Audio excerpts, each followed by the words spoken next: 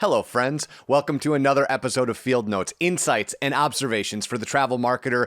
This week, I've been on the road, and so this is another keynote from the week. This time, we are in Geneva-on-the-Lake, Ohio, talking to travel marketers there about AI, scaling content, and what you need to know to be found and beloved by your audience. Hope you dig it.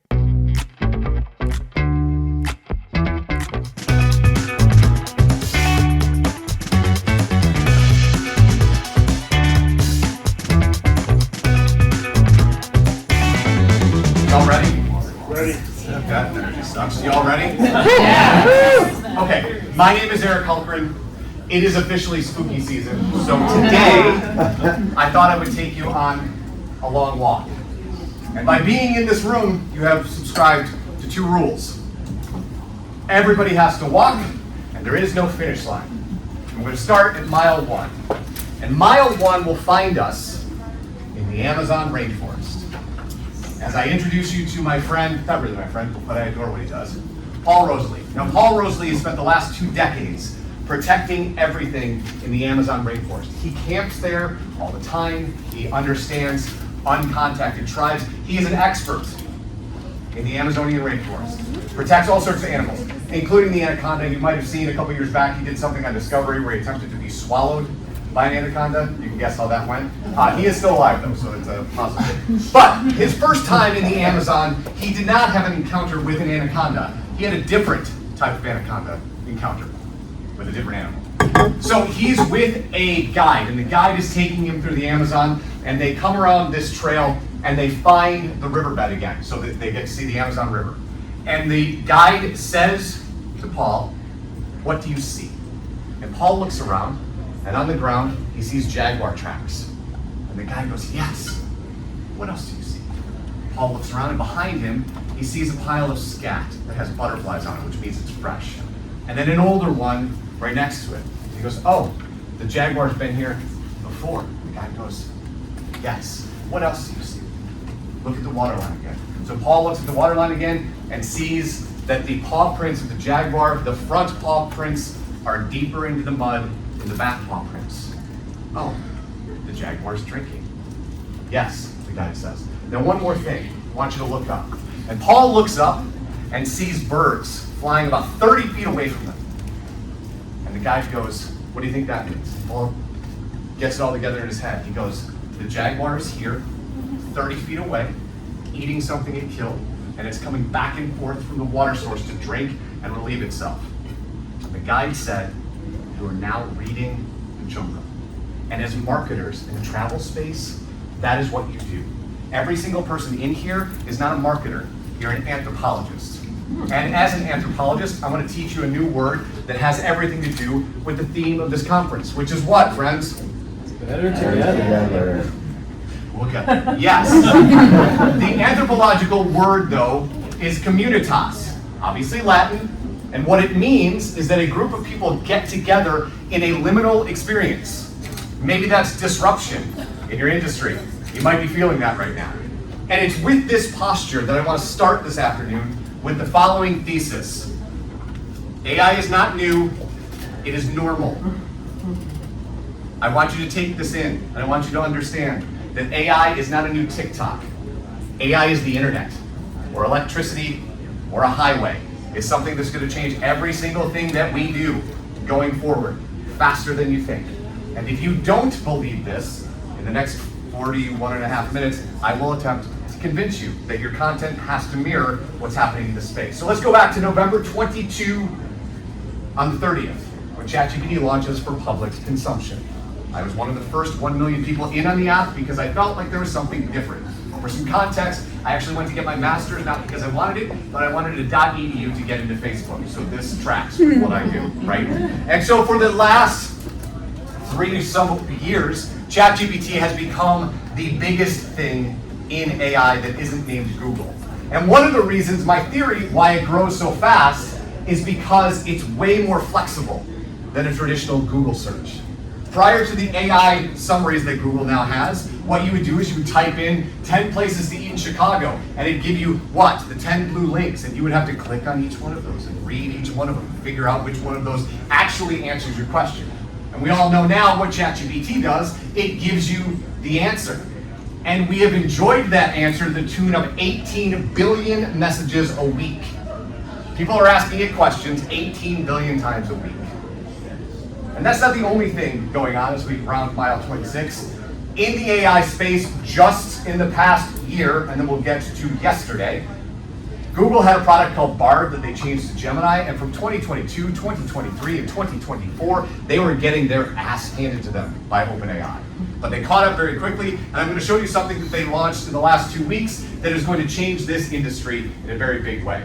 And before I go any further, because I have a half second, yes, I speak very quickly. You are more than welcome to take as many photos as you want, but my contact information will be at the end slide, and I will send you the deck. So do whatever you want, but if you want the deck, I will send it to you. So, Bard changes to Gemini. The EU, as they often do, says, hey, we should probably figure out how to legislate this new thing called artificial intelligence. And Meta, being Meta, said, that's great, I'd like you to not do that. And the state of California, who loves what the EU does, goes, bet. I'm going to create a bill that makes it so that you have to tell us if you're making anything that can hurt us. Also, Amazon has a product called Showrunner. And what Showrunner has done is found the sequel to Citizen Kane that only 4 people, I think, on the planet had ever seen. It was lost in a fire. They're using AI to restore it. We will never see it because it's happening in an education place, but Showrunner is bringing a film that was seemingly destroyed by fire back to life. That is happening. Also in Hollywood, this is Tilly Redwood. She is a fake human being, right? She is an AI actress that Hollywood is trying to book and calling her the next Scarlett Johansson. The NFL launched an all AI ad to kick off the season. Yesterday, ChatGPT, their parent company, OpenAI, launched an app called Sora that mirrors their Sora 2 update that they also launched yesterday that looks a little something like this. So what you are watching is completely AI created. And what it's going to do is show that they are doing a recipe, and while they're doing this recipe, it's going to scroll up the prompt and the ChatGPT answer of how to do that recipe, while this camera impossibly goes out of the kitchen and into open space. That happened yesterday. Meta mentioned yesterday they're going to put ads in your AI chat. And ChatGPT just partnered with a number of other apps to create the ability to buy inside of ChatGPT. So when you take just this news from this week and you pair it with this one, it becomes important as a travel marketer to understand what's happening here. So Google has created something they call the A2A protocol for payments. You don't need to know what that is, you just need to know what that does. What it does, it gives permission from somebody to say, my AI agent is given permission by me to go do something on my behalf with your AI agent. So I want you to imagine this when we're talking about content and how to scale it up and why it becomes important. Because what's going to happen right now is my friend Brian and I are going to go, hey chat, I want to go for the weekend to Kentucky. My budget is $1,500. Book it for me, I got to go to work. And I'm going to turn my phone off or slap down my laptop, and ChatGPT is going to go on my behalf and book the entire thing. Why is that a problem in the travel space? Because what I really want it to say, or it wants me to say, is I and Brian want to go to this specific hotel and these specific distilleries, because otherwise we're not deciding, the AI is, which is why your brand is paramount right now. Now, before you all have a panic attack, this is not right now. This is something they launched a week and a half ago. We're not going to see it probably in real life in 6, 8, 9 months before people start to adapt to it. But the point of all this being, it's not new, it's normal. So as we round mile 89, we have to ask ourselves, okay, where are we? Well, for the last 20 years, we have lived in this Coliseum using something called search engine optimization. Oddly enough, I made this in Gemini, it allowed me to do that. So, search engine optimization and search engine marketing. But very quickly, with TikTok moving from Musical.ly, you see that now Gen Z uses TikTok as a search engine. And if we look at the data from ChatGPT, it was the fastest app to go to 100 million users. That is this dot right here, which is seemingly a straight line. that then goes to here. And what's wild is in November of 2022, if you looked at the data, and there is a research paper put out by OpenAI that you can read, in 2022, most people were using it for work. Help me write, help me craft emails, help me find leads, help me do all of those things. Fast forward to July of 2025, that is not happening. 73% of the usage on ChatGPT to the 18 billion questions a week are for personal, which is what y'all do for a living. You help people live their better life and become more empathetic by visiting other things in the world. So we move in mile 127 from the idea of SEO to something called AEO. Now you're going to hear a lot of names because we haven't decided as an industry what we're going to call it, GEO, AEO, whatever. I like AEO, which stands for Answer Engine Optimization. How does this affect you? Well, this, along with SEO, because we're not going to stop SEO because it's not dead yet, it's just slowing down, we're going to run both at the same time. In order to do that, we have to unleash our inter-Duolingo. We have to be able to speak 2 languages. Those 2 languages are as follows. If SEO is for traffic, which is a temporary state, then AEO is for answers. And another way to put that is that blogs are for AI and video is for humans. Because AI loves text. The other thing that they love about text is no jargon. So in a room like this, I will use a phrase like SEO or AEO or GEO or whatever, right? When we are writing in a marketing sense, we don't use that anymore because we know that the large language models, or LLMs, want to find something that is written for clarity, written for a 6th or 8th grade education. What did Roger say? It's better to be clear than to be clever. AI loves that idea, loves it. And we love video, right? We watch tons of video, Reels, TikTok, Shorts. We watch HBO, Hulu, Paramount Plus, Prime, and for the last 7 months we've watched K-pop Demon Hunter, and we love watching video. And so the other way to think about this idea of blogs for AI and video for humans is that would this piece of content delight the human being that I'm sharing it with? And would this blog post or this written content be something that an AI could understand without any context? And if it could, you've checked off both of the boxes. And if you don't believe me that people don't read, AI does, this is a piece of data from August. It shows on a daily basis, we might read for 16 minutes. And given the culture that we all live in right now, that should surprise no one. We also watch 154 minutes of video and 53 minutes of podcasts. And so video is the space that we need to live in. As travel marketers, you know this, but this becomes very difficult, which is, we'll get to in a second, how we can make this lift less hard. But the next thing that we need to understand is if we're going to be living in a world where I have to talk to a consumer, I have to talk to a traveler, and I have to talk to Skynet, how do I do that? So what is an AI feed on? And this gets interesting quickly. If we're talking about ChatGPT, loves Wikipedia, loves blogs, loves news, and comparison forums. It does not care about your social. This might change, but this is current state. This is 2 weeks old. Perplexity, blogs, news, industry sites. Again, not much social. When we look at Gemini, it's going to look a little bit different because they own some interesting things that they would like to use, right? So it's YouTube, blogs, and news, not social or user-generated content.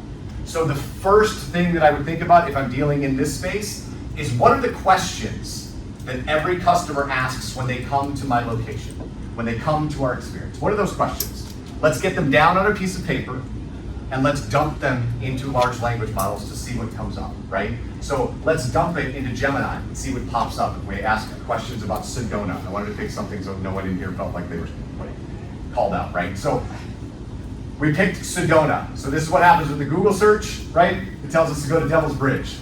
We go to Perplexity, it tells us to go to Devil's Bridge. We go to ChatGPT, it tells us to go to Devil's Bridge. Okay, now I've got some consensus here. I know what I should be talking about. Now I need to figure out what are the questions that people ask when they go to Devil's Bridge, and how do I repeat that over and over and over again. One quick aside, so paying very close attention to the time. I often say this. If you are someone of a spiritual lean, this might resonate with you. Even if you're not, you'll understand what I'm saying. There are 2 holidays in the Christian tradition that people celebrate even if they don't go to church. They're Easter and Christmas. When you go to church on Easter or Christmas, they tell you the exact same story. They've told you the exact same story for 2,000 years. Why do they do that? They do that, one, because people want to hear it. There's that comfort, right? But two, it's always someone's first time at church. So my lesson to everyone in here is understand it's always someone's first time at your location. So you might be bored to death of talking about the Devil's Bridge, but I've never been there. And I can't feel like you're bored of your experience. Because what becomes vital in an age of AI when we're building content is this idea that trust is greater than reach. And that your brand is not just to jump out and be in the noise. It's about standing for something meaningful, especially as we get more automated.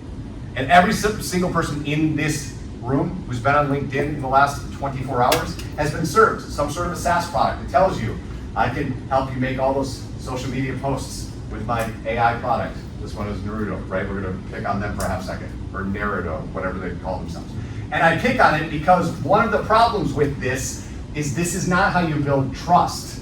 It's how you build a whole bunch of posts that just fill your newsfeed. Because this is their example off their website. This is what they can build for us. Let's take a moment to celebrate the incredible friendships that have blossomed in the workplace. Not this workplace, not our workplace. We spend most of our days at work collaborating, supporting, and sharing laughter with these wonderful souls. Do you see any wonderful souls in this image? No, you don't. To all the amazing friends we've made on this journey, thank you for being here through thick and thin. This is a post for Happy Friendship Day with no human beings in it.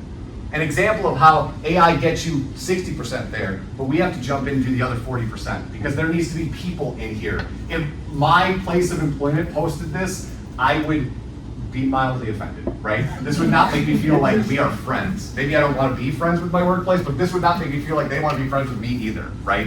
Just that somebody in the office said, we should post this, so they did. And the lesson here is that if everybody can publish at scale, if everybody can make 10,000 posts today, that's not a differentiator, right? And maybe we replace the word trust with taste, because everybody in here follows brands or a brand that they follow because it matches their taste, it matches their aesthetic, it matches something that matters to them. And that brand is a promise. Your brand is a promise. And the good news is when we're talking about trust, your content or your brand will initiate trust faster than strangers will, right? I've met a couple of you in this room who have no idea who I am, right? You don't trust me yet.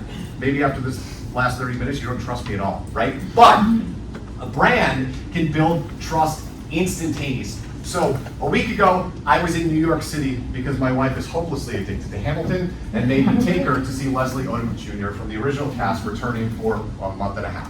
So we went. While we were there, we stopped at a shoe store in Brooklyn, the John Fleetog Shoes, right? Which is a famous shoemaker. He's been making shoes since the 60s. He makes them for a lot of famous people. And we walked in, and immediately when we went into this place, and we were strangers in a strange land, right? We're tourists. We're visitors, as Roderick would call it. These visitors walk into the store. The woman is not on her phone.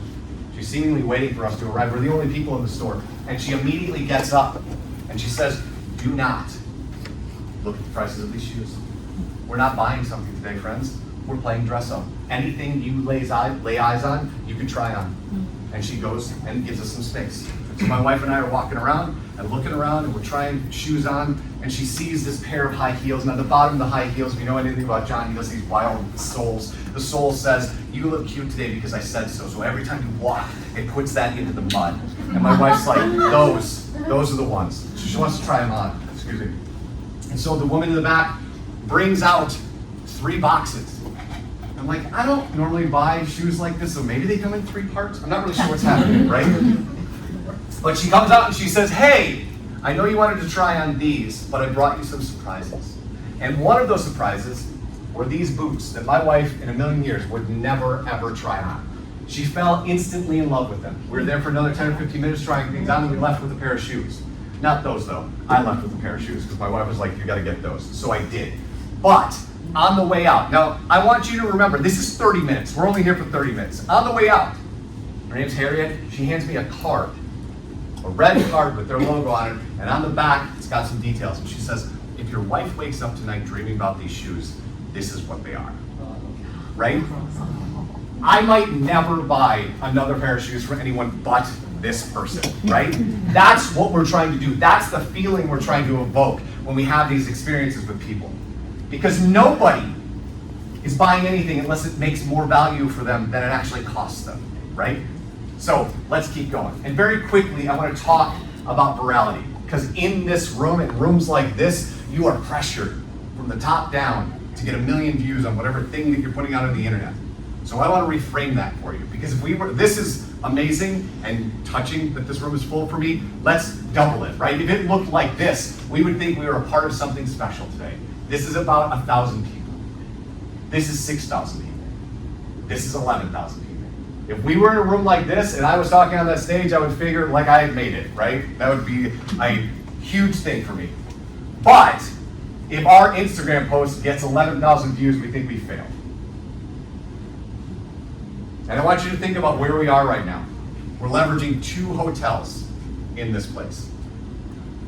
They couldn't handle 1 million people showing up here all at once. They can handle it maybe over the course of a summer, but they can't book 1 million people all at once. So I want you to think very clearly and quickly about how viral you want to go and what your stuff is actually trying to achieve. Do you just want people to watch it? Or do you want people to arrive and come again and again and again? Next thing, I want you to stop cross-posting. We all do it. We all take that single piece of content, we shove it on all of our channels with the exact same text, exact same taglines, exact same everything, right? I want you to stop, because it is detrimental to what you are trying to do. Because if you want somebody to follow all 3 channels, it has to look and feel different. And all 3 of those channels, or 4 of those channels, or 5 of those channels are different. And let me give you an example from 2 days ago. From Coca-Cola. Okay? This is not Coca-Cola the soda, it's Coca-Cola the company. They have a video that they want to share with everybody. So they cross-post the exact same thing across all of their platforms. Is it the best practice? No. Is it the best way to tell your story? No. Is it the easiest thing that the person that's running this could do today? Absolutely. And when you look at the data, you would know that this is the only place that it worked. And it should surprise no one in a room of marketers that the Coca-Cola company thing about employment only worked on LinkedIn. That should surprise 0 people here. And there is a play if you want to say, like, we just wanted to put stuff up. We don't care about Facebook, we want to put stuff up there. But then it's like, why are you even bothering? Take that energy and dump it into places where it works. You want to hold the IP? Fine. But it's worth telling the customer that this is not where we're doing this right now. Because there are people that are going to go to this page and think that it either isn't a successful brand or they aren't doing something interesting because there's 21 likes and they probably have 1 million followers on Facebook, right? The other thing I want you to think about as we go through Q4 and into 2026 is paying attention to these platforms. YouTube launched a new update in August about all of the AI stuff that they're doing for creators. So giving you AI music, giving you AI B-roll or stock footage. So as a creator, it will help you round out the pieces of video that you're making with all of the things that they are doing. And each one of these platforms has an engineering blog that you can subscribe to that will tell you when they make these updates. And what happens when they make these updates is that they benefit the human beings who use them. So if TikTok says, hey, we're testing some new stuff on TikTok that makes it so that we want you to use polls, try polls. We want you to use text, try text. We want you to shove photos in here, we're going to bring them alive, do that too. Because each and every time you use the new tools that they're trying to test out, you get an organic benefit and you get a new audience. And all of these platforms have been shifting over the last 4 years and continue to do it very quickly to move away from who you're connected to what you're interested in. So your follower count is going to be irrelevant in the next couple of years. It's only going to be who got in front of this content. And especially on places like Shorts and Reels and TikTok, you have a chance of your piece of content getting in front of almost holistically people who aren't following you. On the regular, I have pieces of content on TikTok that are 91% not following you. Because we don't live in a world where that is a vanity metric that we care much about. What we care about is what our job is. And our job is to get somebody to move. We need them to come visit us. So everything that we do and everything that we make needs to make sure that it's enticing them to move. So at mile 256, you're probably pretty either tired of me or tired of this. So what do? Now I just talked about cross-posting, so let's start there. And let's maybe focus on these 6. You might use different ones, but we're going to focus on these 6. One of the things I want you to think about is the idea, and you've probably heard this a million times, but this is the thing that makes what you're doing in the content world less burnout, more success, easier to understand, and easier to get into more people's pockets, which is what we're trying to do. If I walked in here and I had a bag of flour, I had a package of yeast, a couple tablespoons of sugar, and some water, I'd be making what? Thank you. If I was making that bread, do you know what I could do with it? Don't worry, I figured it out for you. This is what I could do with a single loaf of bread.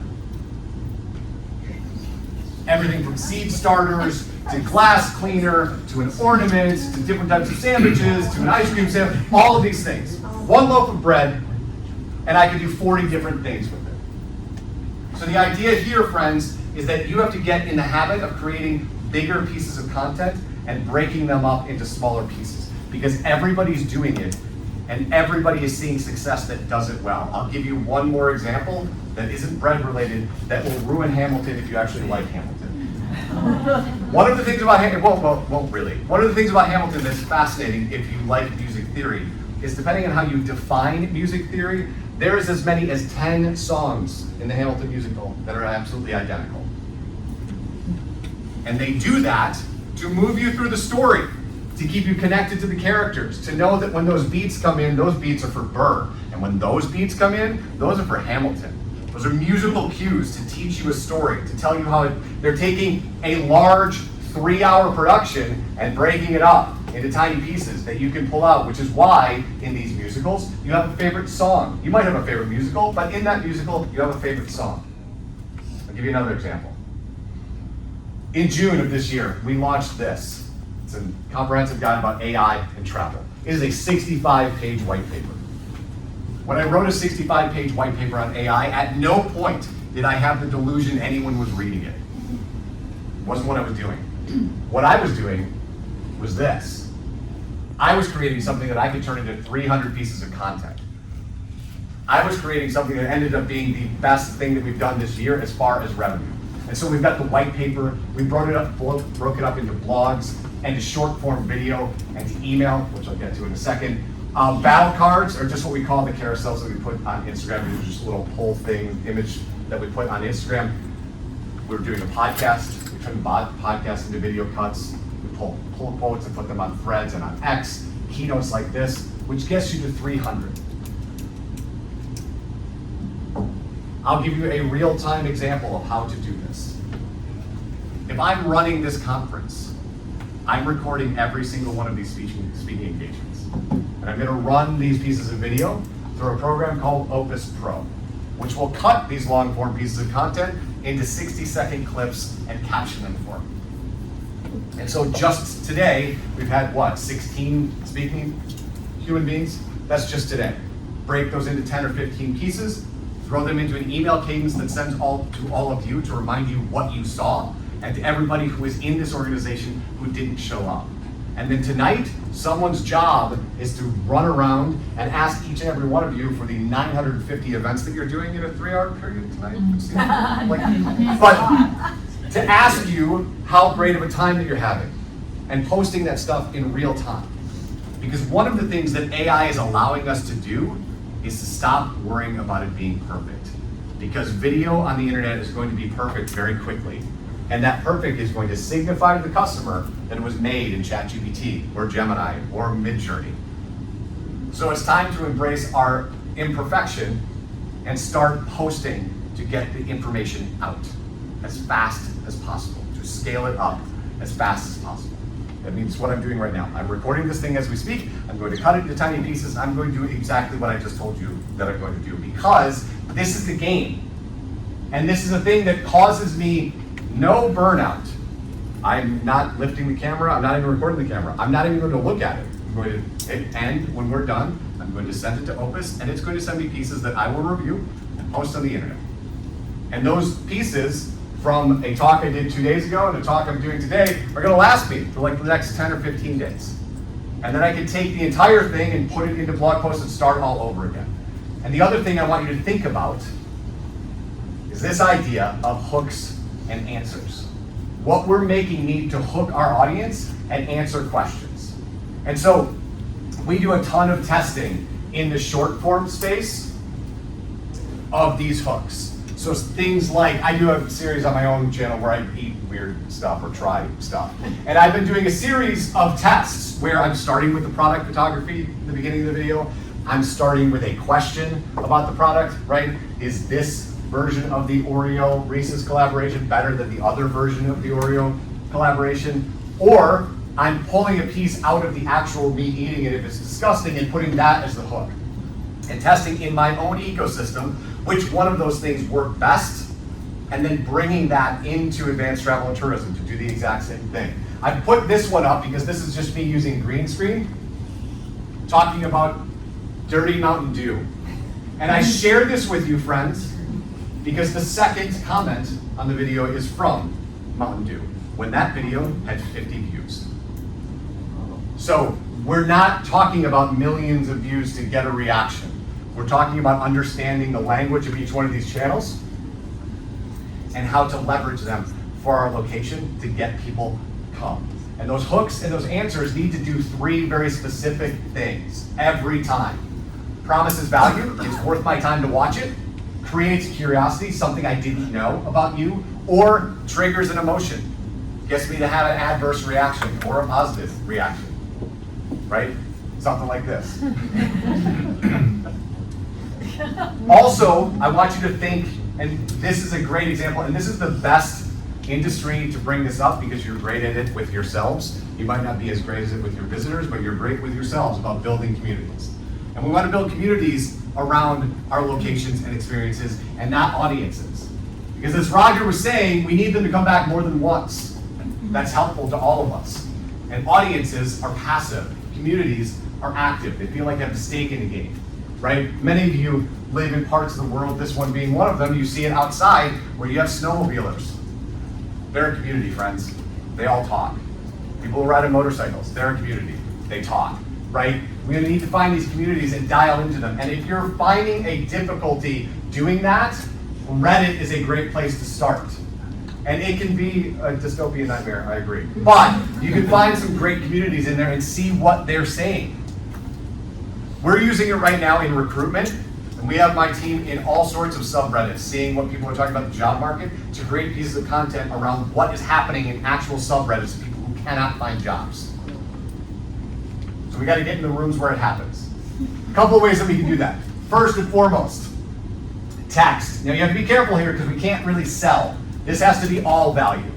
So on the right, just an example for Gary Vaynerchuk, who texts all the time, and this is a value to his users. In the middle, this is my roofing company, who I had a problem with the roof. I emailed them, they immediately shoved me into a text chain and started showing me photos within a half hour of their guy being out at my house and saying, hey, we fixed this thing, should be all set. And if you need anything else, just let us know. Over in the corner, that is my wife's car, right? Again, they're using text to bring value, to keeping us up to date on what's happening with the car. And when they said, hey, we close at 6, I text back, can't make it. They said, cool, we got a lockbox. Here's the number, send, right? They've created an ecosystem with me where I want to be a part of that community, even though that community seems silly, because why would you want to be in a community with your auto mechanic? But I don't think about another auto mechanic. I don't even think about it. The other thing is email. And I know 4 years ago, I would have said we don't need any more email, but we are seeing something very different in the data. We are seeing that if you are creating newsletters that bring value, repurpose pieces of your content, repurpose things that get people excited about what you're doing, thinking about things like, we are having obviously a increasingly warm fall season. This weekend could be another one. Are we sending out a newsletter that spotlights the weather, that lets people know where the fall colors are in a minute by minute sort of basis, right? Because this is what people are doing right now. Email is an incredible tactic right now. Now, as with anything in marketing and content specifically, this can change on a dime, but right now, heading into Q4, this is something that we're getting a lot of leeway out of. We're getting a lot of response rate, a lot of leads, and a lot of people who are reading them because we are not selling them. Our newsletters don't say, we do digital advertising, because who would want to read that, right? They are our blog posts, they're the podcasts, they're things like that people can get up to date on what's happening in the AI space, the content space, the travel space. The next thing, hit on this a little bit, but we've got to be different. Because we are not going to be able to out-AI the AI. And what we don't need as a culture or in an industry is more content. What we need is better content. And one of the ways that you can do that is reframe what you're doing and how you're doing it. More humans in the storytelling. More surprising formats. Have you done any handwritten notes on LinkedIn to see how that image works? Have you, if you've never been on TikTok before, have you put your stuff on TikTok? Have you taken your TikToks and tried them out on LinkedIn? More humor, more vulnerability, and more risk. The idea that the entire organization leans into the idea of what if. Because, sorry, did you want a photo? There you go. Wow. I've done this before, so. This idea of what if. Everybody coming in and saying, I had an idea, or I had an experience. How can we emulate this in our space? Working together. And when we're talking about scaling up content, one of the things that I don't see happening a lot, and I understand some of the reservations, but I'm telling you this will help you, is turning everybody that works for you into a megaphone. Because people don't want to hear from logos. They want to hear from people about what is happening in these places that they're thinking of going. And the things that we're going to do if you want to leverage this tactic are as follows. We're going to give them something to remix. We're going to make content. We're not just going to lay it on them. It's not their job now. We just want them to be a part of it. We're going to train them. We're going to show you how to do this. This is how you post on LinkedIn. This is what you say. This is why you don't want it to say view more because no one clicks on all of those things. We're going to train them and then make sure that they're aligned with what we're trying to do because they'll know what we're trying to do. And then we're going to celebrate their posts. The brand is going to go in and interact with the employees to create that feedback loop, to turn your employees into thought leaders about where you are. And the number one thing that we're not going to do if you want to do this, we're not going to police them. Because if you police them, they will stop doing it. Now, if they do something horrible, obviously you have to intervene. But if it's not horrible, you have to let it go. If it's not perfect, you got to let it go. Because we want them to keep doing it until they get good at it. And every once in a while, if you have people in your organization who have never done this, they're going to have something profound happen to them, and then they're going to be hooked. You're going to see people in your organization who are natively great at this if you didn't even know could do it because we haven't given them a shot. And finally, we've got to have a new scorecard. And we have to do that because of what's happening in the AI space. We've reached something called Google Zero. You're seeing article after article about AI search draining your traffic, and all of that comes into an industry term that people are calling zero-click attribution. And zero-click attribution is important to everybody in here if you care about web traffic, because in the next 12 months, web traffic will be a vanity metric. So what happens to you and your location if they don't go to your website? What happens if they stop going to your website? And I want you to think about that really hard, because maybe you don't care. Because if you're measured by heads and beds, do you really care if they went to the website? No, you care if they went to a hotel. If the metric is renting snowmobiles, or the metric is people walking through downtown, we don't necessarily care where they got the answer, just that they showed up. But I want you to think about this, because very quickly this is going to change. And so I would be remiss, because I've done this a couple times, not to kind of go over the last few minutes and give you a consolidated list of things to think about.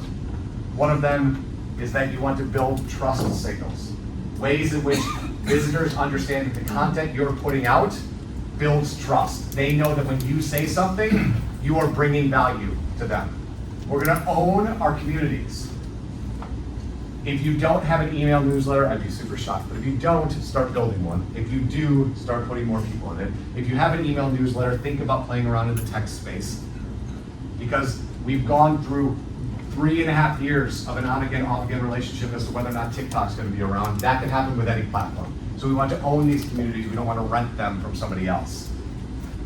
And we want to have our employees amplify the brand. And as we close this off, and I'll take some questions at mile 3:15, the last thing we want to do, and I will borrow from Seth Godin to level set this, is we want to start where we are with what we have. You're not buying any new gear right now. Everybody has a phone, and that's all you need right now. And we're going to start now. We're going to do this because we want to make sure that people are arriving in our locations and telling people how wonderful it is. I've never been here before, right? I've never been here before. So this could have gone one of two ways for me. And now I'll leave and tell stories about what I did while I was here. And that's what we want with each and every one of our visitors. And with that, we're going to put up my contact information, and I have a few minutes for questions. In the back. Question. So many slides way back, you talked about how AI pulls most of their information from Wikipedia and blogs. Is there a certain hierarchy for blogs when it comes to what AI chooses? Like, do they prefer blogs that come from these types of websites? Do they prefer blogs that look like this? Like, do we know that answer yet? So the short answer is no, because that's like that secret sauce where people are like, Okay. here's how to break the algorithm. They don't know how to break the algorithm. Got But it. my answer to you would be that's an incredibly intelligent question, and here's how I would think about it. I would go into ChatGPT and ask it the question that the blog's going to answer. Yep, And okay. see what comes up. And Got then it. go, okay, that's what you're looking for? We have that. Oh, I didn't know you thought that was important. Interesting, right? Thank you. You got it. Go ahead. Can I explore the vanity metric comment that you made in terms of what traffic? Does explore mean we're going to spar? Because you're still, yeah. I just would like to pick your brain just a little Yeah. bit more on that. But I look at our organization, we represent close to 500 partners on our website. And so each partner has a directory page, and we tie the events that they have associated with those onto those pages, as well as other suggested partners that are in the same arena as what they're doing. And so we've always considered our website to be more of a pass-through. There's no like sale, there's no measurable metric of success, right? And so the success is actually the drop-off to another partner. And so I feel a lot of times we position ourselves in a way that there are businesses that are successful because they're great at what they're doing, but they're all about many times terrible at marketing. And so that's we position ourselves in the arena of being able to market them better. And so it makes me, I guess, a little squirrely to think that, you know. I hear the questions, and I'm going to answer it and tell me if I missed the mark. Okay.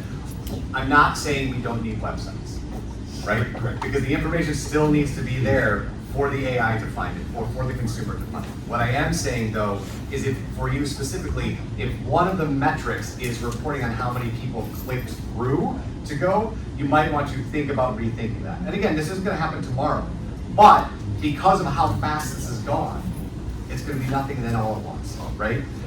So I'm putting this out there knowing full well that this will make a lot of people in this room very uncomfortable, but I don't want it to be a surprise, right? I don't want it to be a surprise. We're doing the same thing. We're thinking about our marketing websites, and I'm calling it the Fisher Priceification. Like, what if it's just one page? What about nothing else on this but one page that has everything that you need to know, because we're not doing this anymore. All of that stuff has to live someplace else. So not getting rid of it, not changing the business model, but understanding that there's a disruption out in the water and it's heading this way. How do I navigate, insulate, or pivot these clients to go, okay, we used to do it this way. We are still your one-stop stop for this, or one-shop stop for this, because the cobbler's kids have no shoes. Let us make the shoes for you, right? Right. But this is how we're doing it now, right? Does that make sense? Yeah, no, absolutely. So do you think that gauges then the direction of content creation, right? That you need to follow a little bit more along with what AI is looking for? I think you need to pay attention to it, but I would caution, similar to I would caution if you're a brand that follows every trend on TikTok, you're not leading anything. I know you're not, but you know what I'm saying? If you're just chasing the shiny thing, you're just chasing the shiny thing. It's important to know what it's doing, but you also need to be a little bit predictive and know what it might not know you know.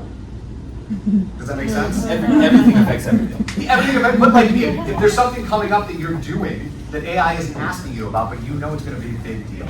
I'm going to make something up because I heard I didn't know who was talking about this, but they were talking about doing a Christmas Kinder market that they've never done before. AI has no idea that's coming, right?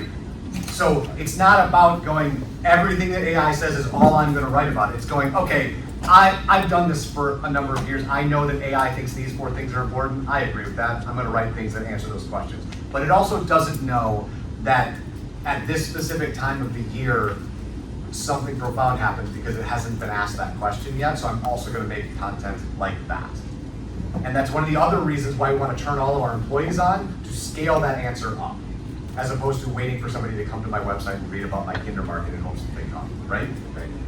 We're recreating encyclopedias, Uh-huh. is what we do. But it's what we've done. I know, that's what I'm saying. I mean, we're just basically Yeah. in some ways recreating the encyclopedia. Correct. In a way Or- that AI can understand, and utilizing those encyclopedias in ways that we can utilize those to push that information out as librarians. Correct, yes, that's a great way to put it. It's why I think, one of the lost arts right now is understanding media ecology, to see just that, right? To see through the matrix and go, oh, I recognize this pattern, I got it, right? Sorry. Now, so the difference between Bing and Google. So how is it that AI is searching, so you put out your website, is it automatically searching on? Not, so the short answer is sort of. This is gonna be Do you have to make a crawl, or do you have to do a crawl? This is gonna be a little bit Okay. technical, not saying that you're not technical, but like this is gonna get the beat for half a second. That's what I want to do. One of the things to start looking at, if you haven't done it already, is go to schema.org, which is all of that back-end stuff. There is some very specific instructions on the couple things you have to change in your schema in order for it to make sure it is crawling. So, and Schema's done a great job of keeping that up to date. So, okay, I just So, want to make sure. so that's a great question, but schema.org, if you haven't played around with it, they've got all of that update so you can make sure that it's doing both. Bing and Google on one side, and then the LLMs on the other. Okay.